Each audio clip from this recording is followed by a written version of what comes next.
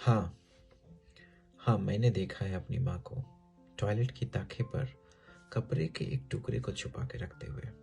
तब मैं अनजान था, छोटा था, नादान था। टॉयलेट में इस कपड़े का क्या काम, ना मुझे कुछ समझ था और ना ही कोई ज्ञान था।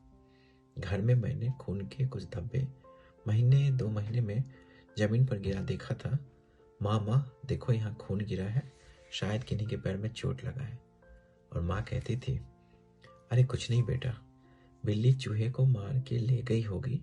अनजाने में मैं माँ को कितना असहज कर दिया करता था।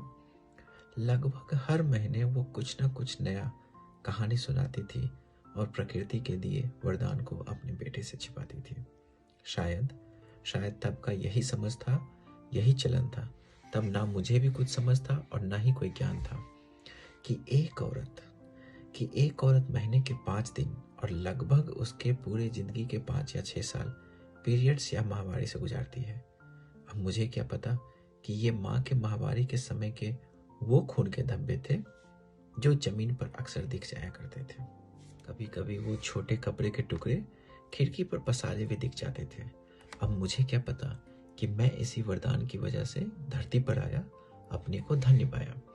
जानकारी के अभाव में माँ को कपड़े का प्रयोग करते देखा, उसी कपड़े के टुकड़े को बिना धूप के सूखते देखा।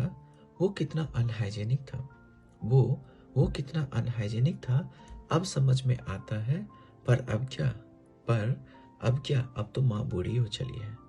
माँ अब बूढ़ी हो चली है और मैं बड़ा हो चुका हूँ। अब मुझे सब चीज पता है और एक एक पहलू का ज्ञान है। पीरियड्स,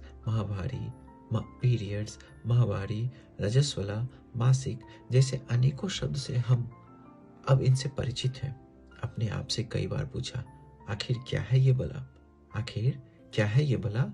मैं ठहरा पुरुष, मुझे कैसे पता? शादी हुई, सहभागिनी मिली। एक बार फिर से वही दौर आया। अब समझ भी है और चीजों का ज्ञान भी। महीने के उन दिनों में सैनिटरी पैड का प्रयोग करना है और बिल्कुल हाइजेनिक रहना है। अपनी सहभागिनी को, मेरी बच्ची के माँ को उन दिनों में मैं हूं ना बोलकर हौसला भी बढ़ाना है। जैसा पहले भी कहा कि ये प्रकृति का वरदान है, ना कोई हिचक है और ना कोई शर्मिंदगी। आज हम 21वीं सदी में जी तो रहे हैं, लेकिन विश पर स्टेफ्री पैड्स को काले पॉलिथीन या पेपर में छिपाते हैं। हिचक की वजह से कई बार बस परेशान होकर रह जाते हैं। विद्यालय में अगर माहवारी हो गया तो पढ़ाई भी बाधित हो जाती है। मैं पुरुष वर्ग के एक संस्था का सहभागी हूँ। मेरे पास एक संगनी आई। गांव सुदूर क्षेत्रों स्कूल की बच्चियों के लिए ज्योति की किरण लेकर आई। अब ना कोई बहाना है और ना ही क्लास से वंचित रहना है। विद्यालय कैंपस में ही सैनिटरी पैड मिल जाना है, आसानी से लेना है और प्रयोग में लाना है। संगनी की लहर दोहराने को, उसे ज्यादा से ज्यादा बच्चियों तक पहुंचाने को आज मैं दृढ़ प्रतिज्ञ हूँ, संकल्पित हूँ। संगनी एक परिकल्पना है, एक आशा है, एक आग है, एक आवाज है, मूक भाषिक अभिप्राय है, एक लगाव है, भावनाओं का ज्वार है, नोवा की कल्पना है, एक सूझ है, चिंतन का नया आयाम है, सृजन का पैगाम है, नई सोच और समझ का विस्तृत स्वरूप है, मिलीजुली भाषा है, नन्ही सी अभिलाषा है, प्रेम की परिभाषा है।